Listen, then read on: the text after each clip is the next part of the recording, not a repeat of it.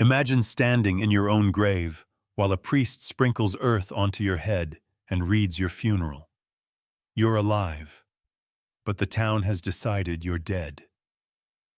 Welcome to medieval Europe's funeral of the living, the ritual separation of lepers, a mock burial, a shroud, and a clapper bell to warn the healthy as you're marched to the edge of town. They called it mercy. It was also exile. Councils ordered special houses, chapels, and even cemeteries for the living dead. Some parishes literally declared them legally dead so property could pass to heirs. Charity and segregation, hand in hand. Ready to see how fear redefined mercy? Here's the first shock. The ceremony had a script. After diagnosis, often by a panel of physicians, lepers, or, failing that, priests, the condemned walked to an open grave. 3 shovels of soil fell onto their head. The priest pronounced them dead to the world, alive again to God. Then came the props, a rough robe, a cross, an alms box, and the infamous bell or clapper to announce their approach. It felt like salvation wrapped around a restraining order. Picture it. Candles, murmured prayers, a hush from the parish. Then the turn. This funeral didn't end at the church door. It ended outside the walls. The new dead planted their cross at the boundary of life and law, the leprosarium. They were instructed not to enter markets, churches, or taverns. This wasn't rumor. English statutes preserved the rules in black and white. It was public health by liturgy. It was urban planning by fear. Modern comparison? It's like being handed a do not enter wristband for the rest of your life, and a wearable alarm so everyone hears you coming. Christian compassion told the crowd to give alms. Secular authority told the leper to keep out. That collision, pity versus panic, will drive everything else in our story. Next, who wrote these rules and why they claimed it was love? If you think medieval policy was chaotic, think again. In 1179, the Third Lateran Council put segregation into canon law. The sick should live together in their own houses, with separate churches and cemeteries. The language sounds pastoral. The outcome was zoning. Parishes carved physical and spiritual space for lepers, near gates, on roads, just far enough to ease conscience without touching fear. The irony bites. The church defended the sacraments for lepers and, in theory, upheld their dignity, even their right to marry, while simultaneously ordering a life apart. Jurists later clarified matrimonial rules, pushing back against the idea that disease was automatic divine judgment. Mercy spoke Latin. Fear poured concrete, and cities complied. These houses weren't random huts. Many had chapels, charters, and burial grounds. Think monastery light on the edge of town, prayer schedule, simple diet, silence. Not a prison, yet unmistakably a perimeter. Next time someone tells you the Middle Ages lacked policy, remind them they built entire neighborhoods for the living dead. Now let's walk into one. You'll hear it before you see it. The sound of wood clapping in the wind. The bell is famous. The clapper is crueler. Not a cheerful jingle, but wooden paddles snapping together. The voice of the miserable, as one medieval text calls it. Imagine carrying your own siren. Approach a well? Clap. Pass a doorway? Clap. Meet a child? Clap and step aside. Sound as quarantine, sound as identity, sound as shame. Dark humor moment. It's the original push notification. Only you're the bug. The clapper wasn't just warning. It was ritual theater. It told healthy bodies they were safe because you weren't. It told you that your future was a public performance of distance. The robe, the hood, sometimes a colored patch, sumptuary law for disease. Your body became a billboard that read, unclean. But here's the twist. The same culture called lepers Christ's special sufferers, preaching that the leper's pain mirrored the passion. You were shunned and sanctified, lifted up in sermons, pushed out in streets. That double vision haunts everything. The church fed you, the town fenced you. Tomorrow's dinner depended on today's humiliation. Time to step through the gate and meet the place built to contain both mercy and fear, the leprosarium. First impression. It looks like a small monastery, a low chapel with a simple nave, rows of beds or cubicles along a hall, a kitchen garden, maybe a fish pond for protein on fast days, a burial ground behind the chapel wall, because this house knows what's coming. Archaeology at St. Mary Magdalene Winchester confirms it. Chapels, dormitories, cemeteries, and skeletons with unmistakable signs of advanced disease. The place was designed to cradle you from mass to grave. But it wasn't only medical. It was spiritual choreography. Matins, prime, sext, vespers, prayer as pulse. Some houses followed Augustinian or Benedictine-style rules. Silence at meals, obedience to wardens, attendance at chapel. If you can't join the town, you join a liturgy. The daily office replaced daily commerce. Modern analogy, think of a hospice fused to a cloistered retreat, funded by endowments and piety, located just off the main road where travelers could toss alms. In theory, charity flowed steadily. In practice, it spiked with feast days and plummeted with war. And always the same horizon. City walls to one side, fields to the other. Next segment. The rules, printed in souls if not on parchment, that governed bodies, bells, and yes, bedrooms. No entering the market. No jostling in the tavern. No lingering at the church door. Statutes from English houses spell it out. The public is protected by keeping the sick off the main road and out of communal spaces. Even talking to passers-by could be forbidden. It feels petty until you remember the medieval panic about unseen contagion. They policed thresholds, the well, the bakery, the nave. Each boundary was a line between neighbor and nobody. Listen to the rhetoric in one rule set. Leprosy is loathsome, yet the leper ought not despair, comfort and condemnation in the same breath. You may see family, sometimes, with permission. A mother or sister might be admitted, the rest turned away. The message is clear. Charity is structured, not spontaneous. Love is scheduled. Modern comparison? Think of those taped X's on floors during lockdown. Except the tape is your life. The clapper becomes your social distancing sticker. The law keeps your hands off the bread, your feet out of the nave, your voice down to a whisper behind a wall. Next, the scandal that splits historians. Were lepers forbidden to marry and have sex? Or did canon law defend their beds against the cold? Here's the hot-button question. Did Europe ban lepers from marriage and sex? The answer is messy. Local statutes sometimes imposed chastity within hospitals, especially where residents took quasi-monastic vows. Some houses limited contact between men and women altogether. So yes, there were places where the bed was meant to be as cold as the stone chapel.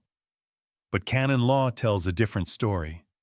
Church jurists, pulling from Grecian and Roman law, increasingly separated disease from sin. By the 13th century, commentators and decretals show a trend toward protecting lepers' marital rights, refusing to let illness dissolve a valid union or bar new ones on principle. Pastoral care and public safety wrestled. Sometimes pastoral care won. Imagine two realities at once: a hospital rulebook demanding chastity, and a canonist insisting that marriage remains a sacrament. The result? A patchwork.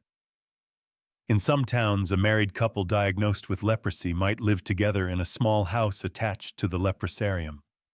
In others, they'd be separated for the common good. The bed became a courtroom.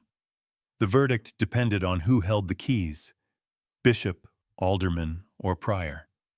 Next, the economics of pity: who paid for mercy and how. Charity is never free.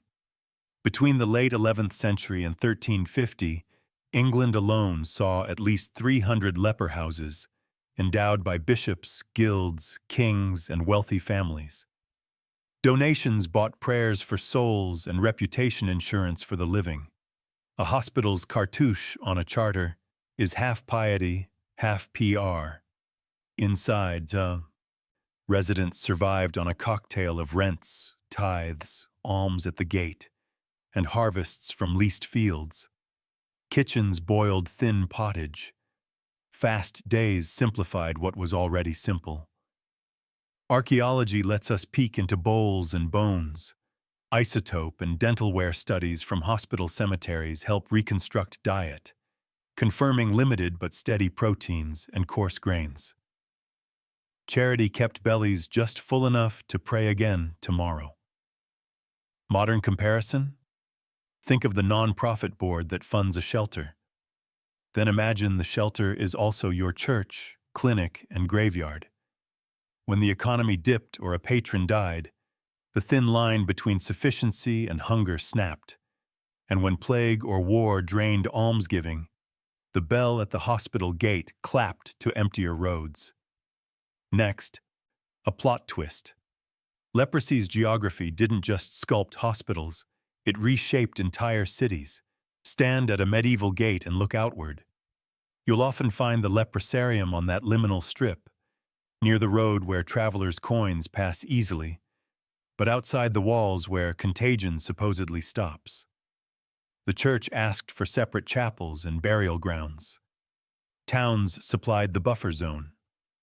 The urban body literally relocated its ache to the margins. This wasn't only spatial. The funeral of the living changed law. Declared dead to the world, some lepers lost property rights. Inheritance could transfer as if they'd already died.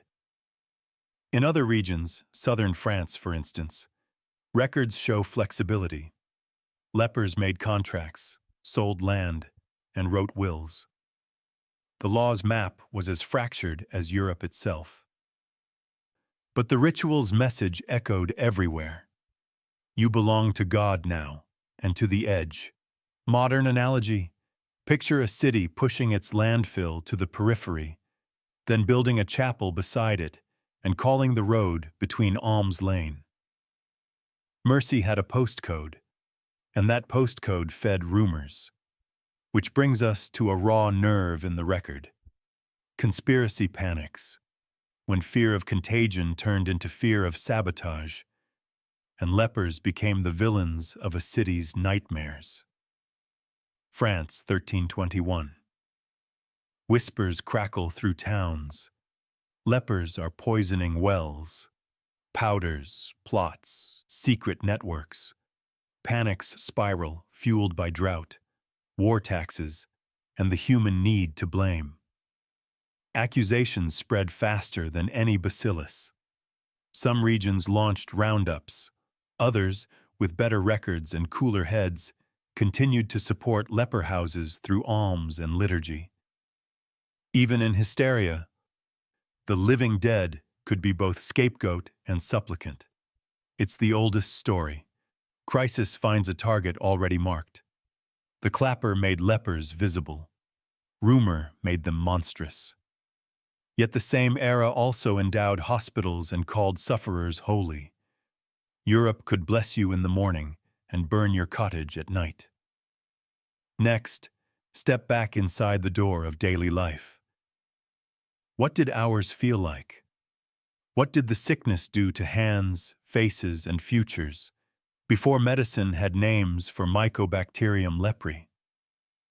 Medieval people saw what the bacterium does to bone only in outcomes: collapsed nasal bridges, resorbed fingers, nerve-deadened limbs. Archaeologists at places like Winchester and Chichester read those signatures centuries later: lesions on skulls, remodeled hands, dental wear that hints at diet and stress. The body becomes an archive, each lesion a marginal note that says, "Pain lived here." Inside the hospital, sensation retreats from fingers. Infections sneak in where feeling has gone. Wounds hide under numb skin. Infirmers cleanse and bandage with medieval tools: wine, herbs, prayer. Some houses offered baths, oils, and balms. Others only shelter and a priest who knew your name. The disease deforms, but so does the gaze. After a mock funeral, every mirror is a legal document. You don't just look different. You are different now, by statute and sermon. Tomorrow's routine will try to make meaning out of that difference. Office at dawn, bread at noon, compline at dark. Next, the chapel that let lepers attend without entering. Some churches built leper squints, narrow openings in exterior walls so those outside could glimpse the altar and hear the consecration without crossing the threshold. It's a theology of distance, real presence through a hole in stone. The ritual said you were part of the body of Christ. The masonry said, "From out there." Picture a cold morning. You lean toward the slit as the Sanctus rings. You can't smell the incense. The wind eats it. You can't share the peace. The wall blocks it.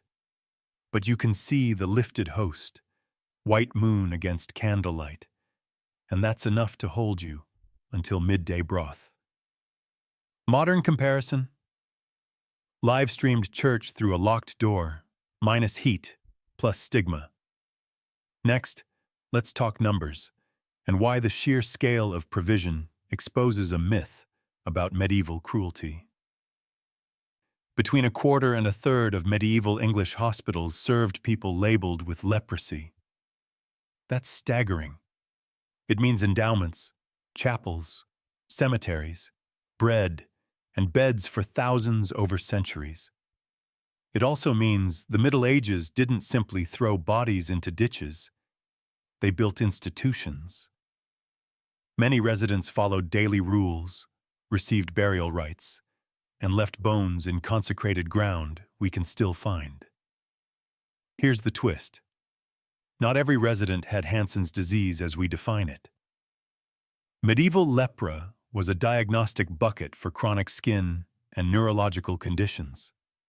Some houses accepted other chronically ill or visibly disfigured people, charity shaped by visibility as much as by microbes. The moral, even pity had a face. The louder the disfigurement, the surer the bed. Next, the law's cruelest kindness, declaring you dead to free your property for the living. When a parish buried a leper, it sometimes triggered legal fiction. The patient counted as dead for inheritance. Heirs took land. Debts were settled. The deceased trudged to the hospital with a bell and a box for alms. Brutal, yes. But some communities argued it prevented disputes and funded the care that the living dead now needed. Charity paid for by the corpse, you weren't. Yet Europe was never a single courtroom. In southern France, evidence shows lepers still making contracts and wills, a reminder that dead to the world wasn't universal code. Law, like disease, spread unevenly. It could strip you of agency in one diocese and hand you a quill in the next. Medieval modernity in miniature. Modern comparison? Consider modern guardianship or civil death in prisons. the ways paperwork can erase a person while the person keeps breathing. Medieval towns did it with liturgy. The cross you planted at the boundary was both devotion and deed marker. Next, medicine. Because even with shaky theory, people still tried to help bodies that hurt. No antibiotics, no bacterial theory, just humors, observation, and a lot of trial. Physicians prescribed baths and ointments. Some even wrote anxious advice about venereal transmission and post-coital washing, equal parts moral panic and proto-hygiene. Monastic infirmars did the daily work, cleaning ulcers, trimming dead tissue, binding feet so the numb didn't split open. When infection overwhelmed, the chapel bell tolled, and the hospital cemetery gained another neighbor. Did these remedies cure? Rarely. Did they comfort? Sometimes. In that sense, the leprosarium worked. It turned terror into tasks, prayers set on schedule, dressings changed before supper, the dead carried to consecrated soil with the same bell that warned the living. A closed loop of sound, care, and burial. Next, we end where we began, at the grave. Only this time, it's not a rehearsal. It's the real thing. And it tells us all we need to know about mercy, fear, and what a community chooses to remember. When a resident died, the hospital's world closed ranks. The body was washed and shrouded. Candles burned. The office of the dead was sung. The route to the chapel was short by design, because the journey had already been made years earlier at the town cemetery's edge. In life, the leper was buried symbolically.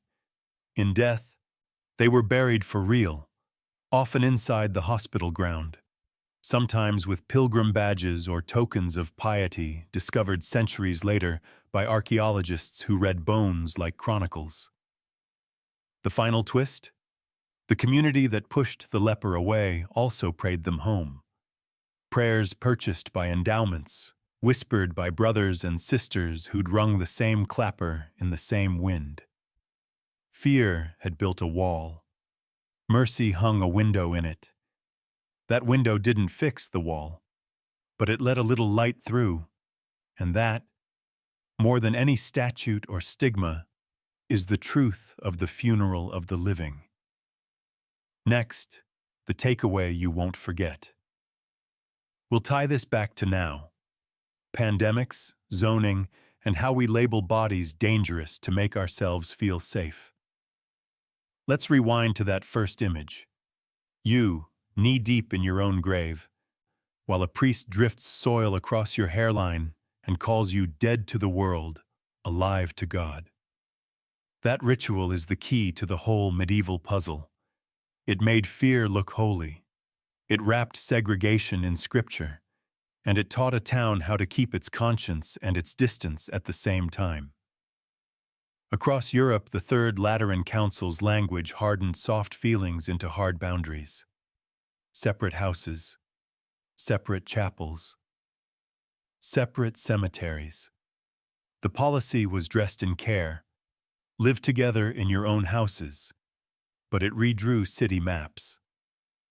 Mercy got an address on the edge of town. The living dead got a life measured by bells, and the center slept better. That's not cynicism, it's logistics. Fear needed a plan. The church provided one. Inside the leprosarium, daily life tried to make dignity out of distance. Prayer stitched the hours. Rules tidied the shame. Even the clapper, that wooden alarm, became part of a routine. Cruel, yes, but also predictable. And predictability is its own kind of mercy when pain keeps rewriting your nerves. Archaeologists reading hospital cemeteries today, Winchester, Chichester, can show us the bodies that bore those routines. Skulls with smoothed lesions, hands reshaped by attrition, teeth telling us what was in the pot and how often. Those skeletons are the minutes of meetings that no clerk recorded. Law pulled the same trick. Declaring a leper legally dead looks barbaric. Sometimes it was. It erased agency to ease inheritance. It turned a person into paperwork. Yet in other places, the pen drew a gentler line. Lepers wrote wills, sold plots, made contracts, stayed inside the law even as the law kept them outside the gate. The Middle Ages weren't a single verdict. They were a docket of cases, each with a different judge, each deciding how fear, property, and compassion would coexist on a Tuesday afternoon. What about sex and marriage? Those flashpoints where body meets doctrine. The short answer is that there was no short answer. Hospital statutes sometimes enforced chastity. Canonists often defended marital rights. One system guarded doors, another guarded sacraments. If you listen closely, you can hear the argument across centuries. Is safety a wall or a vow? Is love a private promise or a public risk? Medieval Europe never settled it. Neither have we. And then there's rumor, the accelerant that turns fear into fire. In 1321, French towns convulsed with the lepers plot panic. Poisoned wells, secret powders, whispered networks. Panic always finds the marked. It found those with bells in their hands and turned instruments of warning into evidence of guilt. Yet even then, the same continent was endowing hospitals, writing liturgy, and singing the office of the dead over the bodies of those it had sent away. Two Europes, one conscience, split right down the city wall. So what's the takeaway? Start here. Charity and segregation are not opposites. They have walked side by side for a very long time. In the Middle Ages, that walk wore a hood, carried a clapper, and ended at a chapel near a ditch. Today it wears policy memos and privacy laws, zoning ordinances, and security turnstiles. When we isolate to protect, we should name the moral friction honestly. Protection is good. Protection costs. Someone pays, sometimes with money, sometimes with distance, sometimes with identity. Here's the real twist. The funeral of the living wasn't entirely a lie.